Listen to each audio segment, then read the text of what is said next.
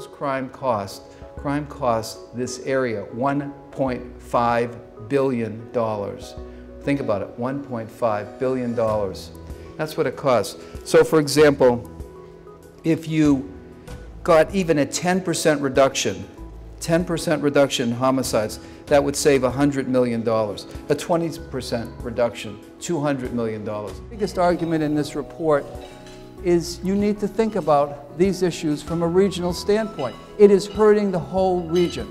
And yet there are people in the city and the county who look back at each other as if there's some kind of competitive issue going on, when in fact you all pay a price for high crime, for duplication, for all of these services. But the big part of what we looked at was the patchwork of so many police departments and so much confusion and anxiety. Among the 60 police departments in the region, only 10 are currently accredited nationally by CALEA.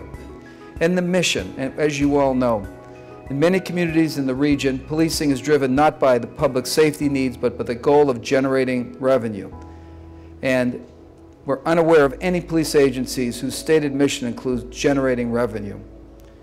In the aggregate, 90 municipalities in the county account for 11% of Missouri's total population, but 34% of all the municipal fines, a total of $45 million in 2013. This is very different from what we see anywhere in the country. I am sure there are police departments that engage in these activities, but we have never seen an area where there's so much of that, where so many of these cities depend upon this revenue to survive. That is an anomaly. We talked to a woman in Jennings, and she said her sister used to come to visit her, but she was stopped so much she stopped coming. Then when the Jennings switched over and had the county run, things changed. And so we know that things are possible, and leadership matters. Has things changed in Jennings for you? Yes, tremendously. See, I'd like to hear that, because we come up with these recommendations. I always like to hear, did we get it right? Did we get it right? Yes.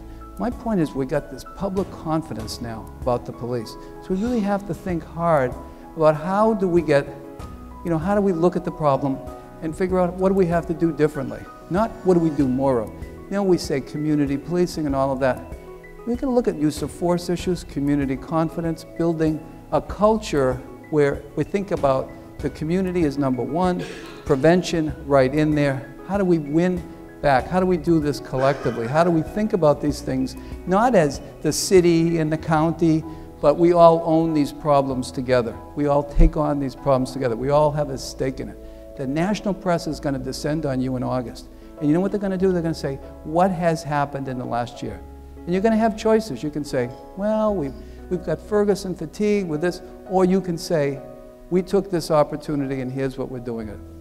Take the opportunity. Thank you very much.